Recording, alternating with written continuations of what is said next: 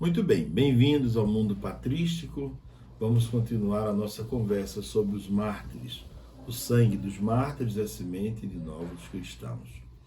Na aula passada eu falei sobre duas fontes, não é? Sobre a história dos mártires. O primeiro é a Ata dos Mártires, não é? São atas que contam a história do martírio. Existem documentos produzidos por testemunhas oculares que viram o que aconteceu. Existem também documentos jurídicos feitos pelo Império sobre o martírio. E existem também as chamadas lendas, as legendas que foram produzidas ao longo da história por pessoas que ouviram e depois recontaram de outra maneira.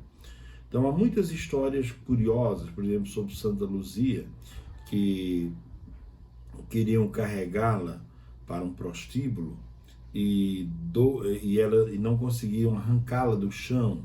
Foi preciso colocar 2 touros com uma corda para puxá-la, e mesmo assim os 2 touros não conseguiam tirá-la do lugar para levá-la a um prostíbulo, queriam prostituí-la, né? Isso já não está na ata e não está na história, já faz parte de uma terceira versão, que são as chamadas legendas, né? Não sei se pode dizer lendas, mas histórias que alimentaram a fé do povo, né? São histórias interessantes, né? Então, todas as histórias dos mártires normalmente têm esses 3 escritos: o processo do Império, a parte contada por testemunhas oculares, e tem uma terceira que são as histórias, as legendas surgidas depois. Eu trouxe para vocês hoje algumas coisas, alguns fatos interessantes, alguns martírios acontecidos que podem inspirar bastante a vida dos cristãos de hoje. Eu estava procurando aqui o martírio de Perpétua e Felicidade, não é? Que é muito interessante a história dessas duas, porque as duas eram muito jovens, tinham ali em torno de 20 anos, 22 anos. Perpétua tinha 22 anos, não é? Era casada, estava amamentando uma criança, e Felicidade era uma escrava, jovem, mais nova ainda, estava grávida de 8 meses. Então, as duas estavam na prisão, uma com um menino de colo, amamentando, e a outra grávida de 8 meses. Foram presas e acusadas de serem cristãs.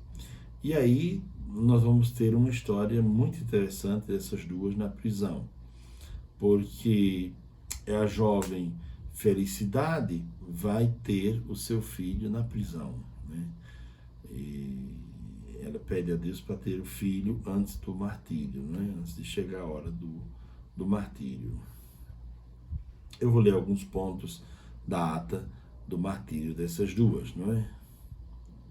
Que foram acusadas de serem cristãs e, enfim, foram mortas, não é? Perpétua era nobre de origem e nunca tinha visto nem de longe as cadeias. Poucos dias depois, diz ela, fomos jogados na prisão. Ela escreve em seu diário: entrando, me assustei terrivelmente. Nunca tinha visto um lugar tão horroroso, escuro. Estávamos amontoados um em cima do outro e que quase sufocávamos. E a cada momento os soldados grosseiros se atreviam contra nós. Mas o que mais me angustiava era o de ficar longe do meu neném, do meu filhinho. Perpétua estava na prisão com o irmão dela, estava também preso.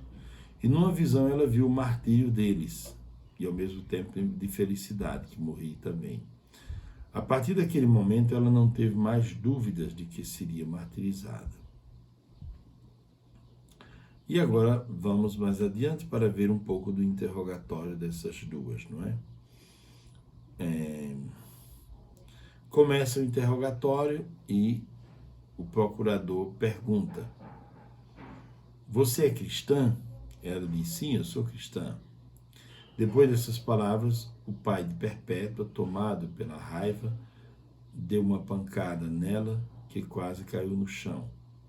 Os soldados então bateram nele e o afastaram. Porque é claro que havia um conflito também das famílias, porque uma pessoa se convertia, os outros sabiam que aquela conversão poderia gerar a morte daquela pessoa, então a família ficava um pouco que cortada, não é? Uns cristãos, outros não cristãos, como o próprio Cristo disse no Evangelho: ficará pai contra filho, filho contra pai, irmão contra irmão, não é? Seguindo aqui, os carrascos gozavam dela e diziam: se você não aguenta agora estas dores, que eram as dores, aqui já se trata de felicidade, não é? Que estava grávida, né? Se você não aguenta agora essas dores, o que vai acontecer amanhã na frente dos leões e dos leopardos? Felicidade respondeu: agora quem sofre sou eu, essas dores do parto. Mas amanhã um outro com um O maiúsculo, o outro é Deus, um outro padecerá por mim, porque eu vou sofrer por ele. Felicidade deu à luz a uma maravilhosa menina, que logo foi adotada por uma cristã, antes do martírio. Veja que coisa belíssima, não é? Naquele dia enfrentaram o martírio 5 cristãos. E agora continuo mais avante para ter...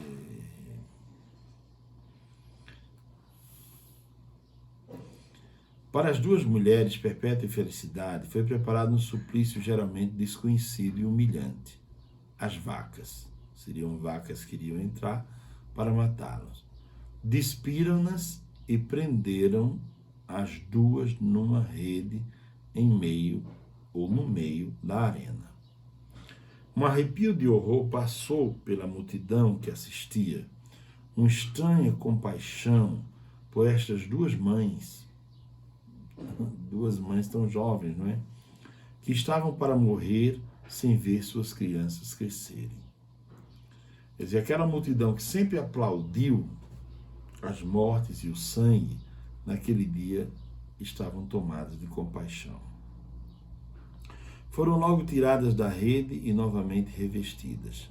Perpétua era a primeira, em pé, com o rosto sereno, enfrentou os chifres da vaca furiosa. O animal lançou-se contra ela e, com os chifres, a jogou várias vezes para o alto. Perpétua caiu e bateu forte as costas no chão.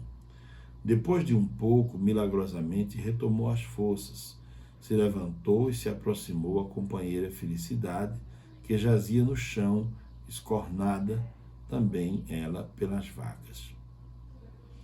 Colocaram-se novamente em pé, no meio da arena, e se aproximou um jovem cristão. Perpétua lhe disse: onde estão as vacas? Quando enfrentaremos o nosso martírio? O jovem respondeu que isso já tinha acontecido. Elas não acreditavam. Até que o jovem mostrou as feridas e o sangue que corria e molhava o vestido branco sobre o corpo todo delas. Não é? Assim, as duas jovens mães e os 3 amigos deram glória a Deus, com uma paz e um sorriso nos lábios que tornava o imperador e seus carrascos loucos de raiva, sem nada mais conseguir. Foi necessário degolá-las para matá-las. O sangue deles se tornou semente fecundo de novos e numerosíssimos cristãos.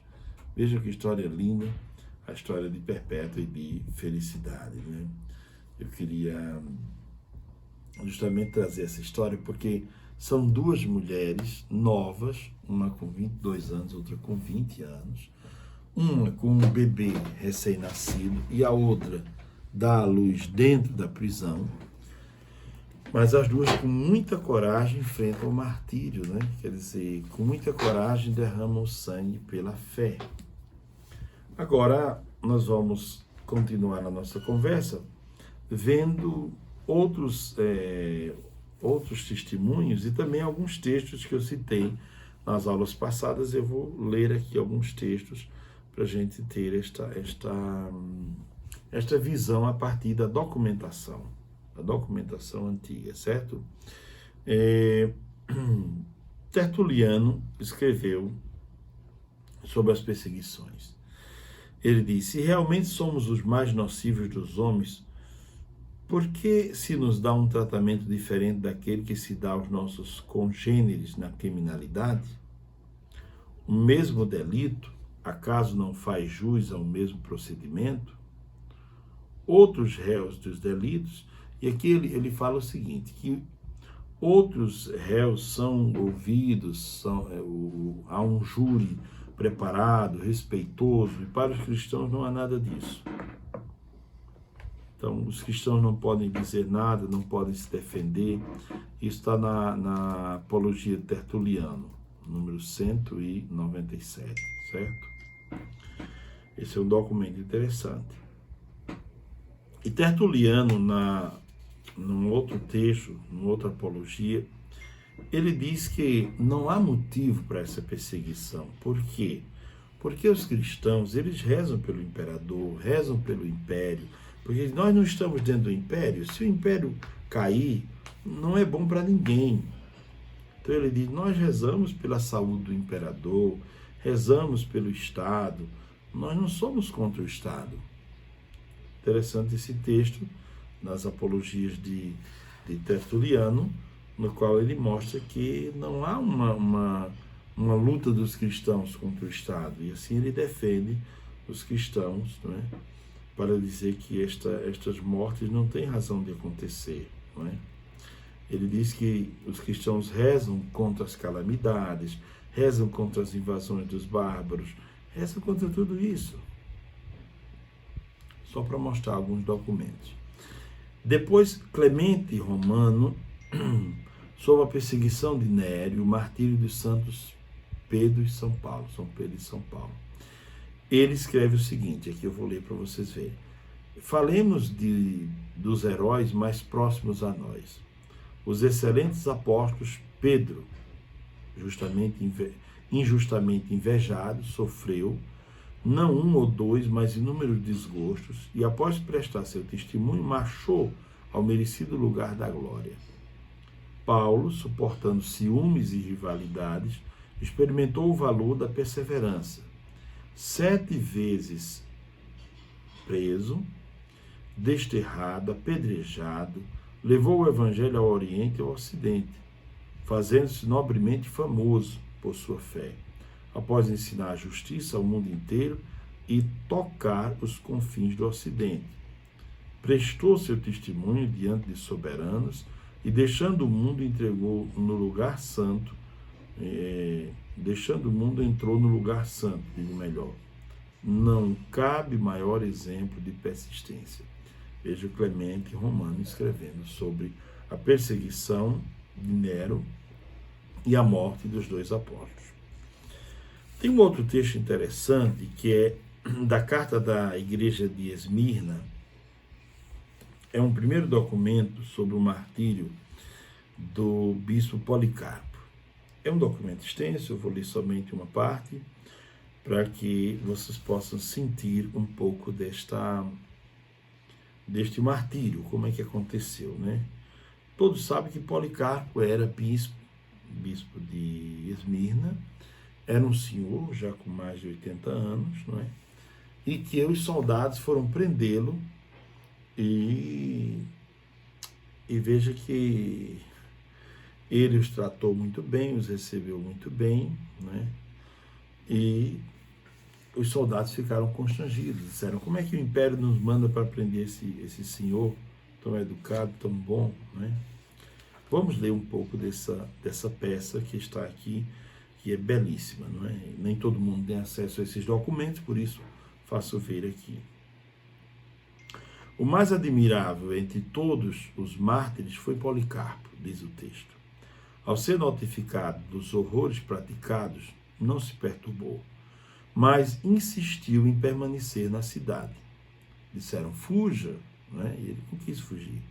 Acabou, porém, acatando a opinião da maioria e se afastou para uma pequena fazenda próxima à cidade, ali morando com alguns companheiros, orando dia e noite por todos os homens e todas as igrejas do mundo, conforme era o seu costume. Enquanto orava 3 dias antes de sua prisão, caiu num arrebatamento espiritual e viu seu travesseiro ardendo.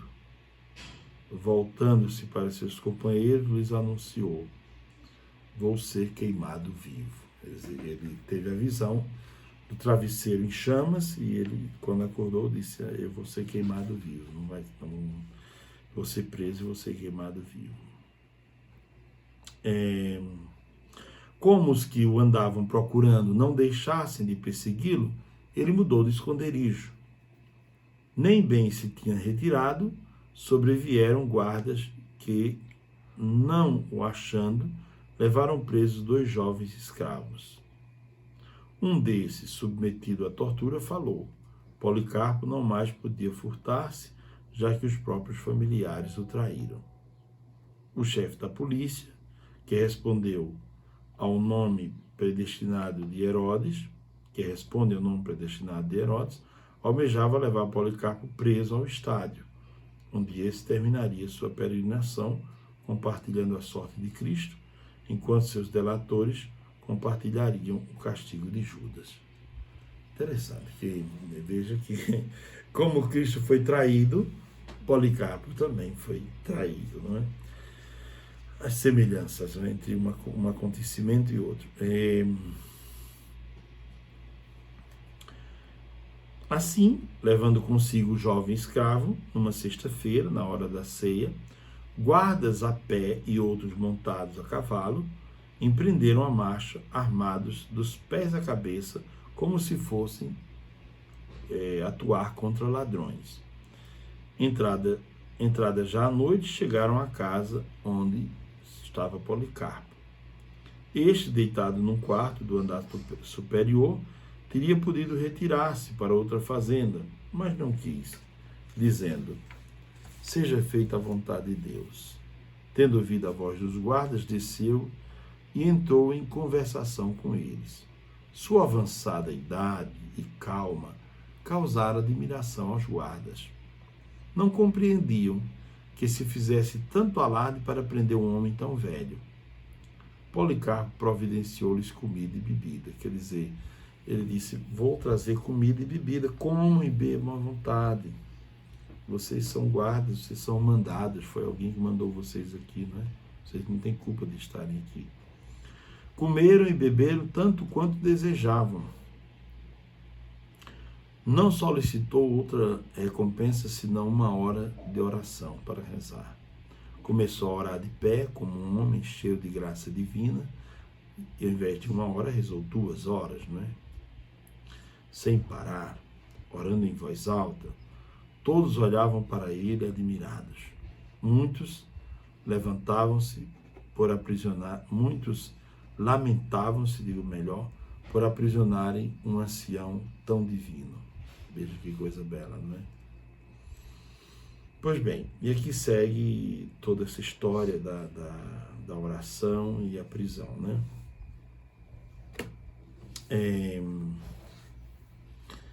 Vamos seguir agora para chegar no momento do interrogatório e da morte de Policarpo. Ao entrar no estádio, uma voz celestial retumbou: bom ânimo, Policarpo, mostra-te forte. Ninguém percebeu quem tinha falado, mas irmãos nossos ouviram a voz. Enquanto avançava Policarpo, o tumulto atingia o paroxismo. Está preso Policarpo, finalmente, na presença do procônsul. Ele lhe perguntou se era Policarpo e, ouvida a afirmativa, tentou persuadi-lo com perguntas e exortações. Tentou persuadir Policarpo a deixar a fé, dizendo: considera a tua idade e semelhantes coisas, como é de praxe nos lábios dos magistrados. Jura pelo gênio de César, retrata-te, grita, abaixo os ateus. Policarpo, muito gravemente olhando para os pagãos que enchiam as escadarias do estádio e acenando para eles, suspirou e exclamou: abaixo os ateus. O procônsul insistiu: jura e te soltarei. Insulta Cristo? Policarpo respondeu: 86 anos eu sirvo a Cristo. Cristo nunca me fez mal. Como blasfemaria contra meu rei e salvador? O procônsul insistiu: jura pela fortuna de César? Policarpo reagiu: andas muito enganado se esperas que jure pelo gênio de César. Já que decides ignorar quem sou, escuta minha declaração. Eu sou cristão. Se desejas saber o ensino cristão, dá-me um dia e escuta-me, disse então o procônsul. Persuade ao povo, Policarpo retrucou. Na tua presença, parecer-me-ia justo explicar-me. Portanto, aprendemos a prestar aos magistrados e autoridades estabelecidas por Deus a consideração que lhes é devida, na medida em que não contrariem nossa fé. O procônsul disse: tenho feras a meu dispor. Se não te retratas, te entregarei a elas.